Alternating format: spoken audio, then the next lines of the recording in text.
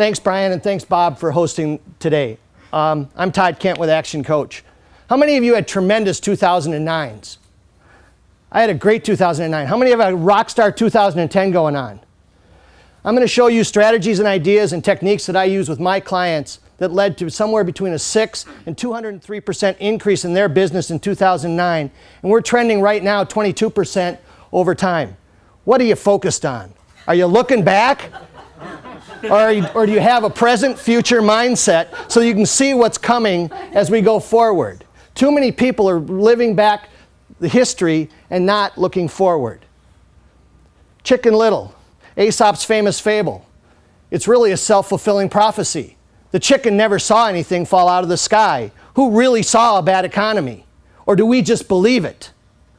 And are you living those kinds of fables and prophecies in your life? So how do you get past Chicken Little? What do? You have to have a plan. You've got to have a concrete, solid, directed plan.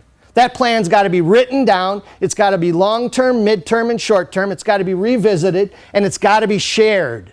You keep it in your own head, it doesn't work.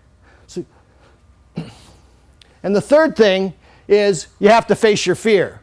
So be a 50-year-old guy and have your kids never see you ski jump. I wasn't afraid of the flying, I was afraid of the landing.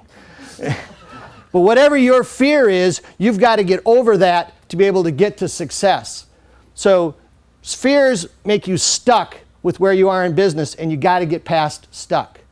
The second point, what are you learning? What are you reading? What are you watching? What are you listening to?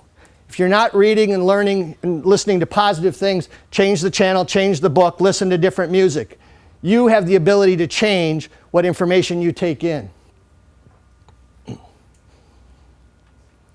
And question what you know.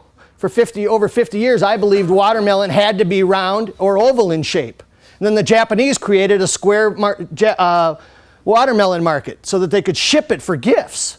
So question what you know. Things aren't as they were before. And why I don't know what I do with that. And lastly, when you're learning, you have to be able to participate with what you learn. Now, Eleanor Roosevelt put it a little bit more succinctly when she says, when you cease to contribute, you begin to die. But if you don't actively participate, you do begin to die. And I wouldn't argue with her, because she looks mean. You have to know the functional numbers of your business. Everybody's businesses are different. I don't know if it's billable hours, if it's leads, if it's sales, it's conversions, whatever. But you've got to know them. And you got to know them stone cold. And there's only one thing you really need to know when it's all said and done. Profit runs. And profit means cash. So you've got to know where your profit and where your cash is coming from. Because ultimately you only have three things. You've got time, you got money, and you got stuff. And I'm a big George Carlin fan, and he always liked good stuff. So I want to trade my time for money, my money for stuff, and my stuff to get me back more time. That's all you've got to exchange, and you've got to know those numbers.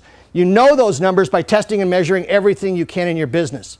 What are the key performance indicators that are the benchmarks of your business that you can score on a regular basis? And not on an annual basis. Score them weekly, score them daily if you can. Shorten the time frame so you can make adjustments along the way.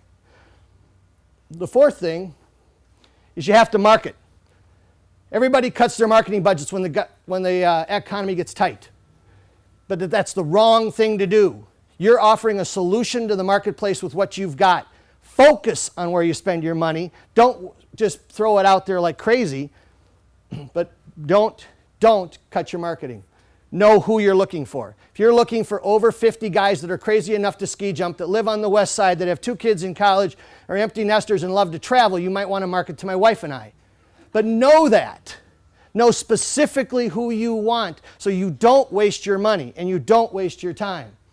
And when you decide who you want, find them in quantity. This young girl is going to have a good opportunity at getting a good fish. She's got all the fish in one lake. She's not throwing her line one lake by one lake trying to find the right clients. She's gone to the source and is going to find dinner the easiest.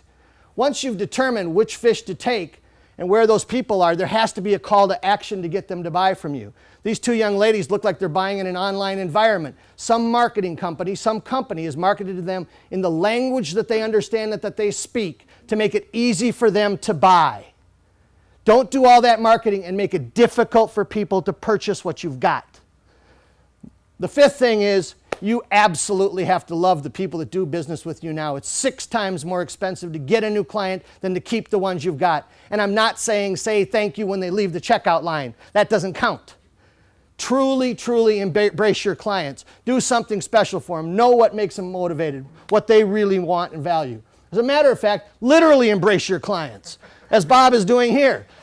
What if you created a happy hour for like-minded technology companies to get together for 9 great years and share ideas and support each other?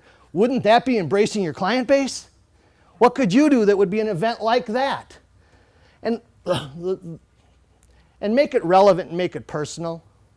Not just their birthday. Learn if the people have children, if they're married, if they're going to college, what they're doing. Find out something about them. Truly embrace your client base so that it continues to pay back to you on a reoccurring basis. This is not difficult. It might involve writing a letter. Every morning in Africa, a gazelle wakes up. It knows it must run faster than the fastest lion or it'll be killed. Every morning a lion wakes up, it knows it must outrun the slowest gazelle or it'll starve to death. It doesn't matter whether you're a lion or a gazelle, and if you don't have a plan, when the sun comes up, you better be running. 5 quick things. Where's your head at? What are you learning? What are you training yourself on? What are you growing? Know your numbers. Market wisely. Embrace your current client base. And the ultimate call to action, call me if you got any questions. 821-0718. Thank you.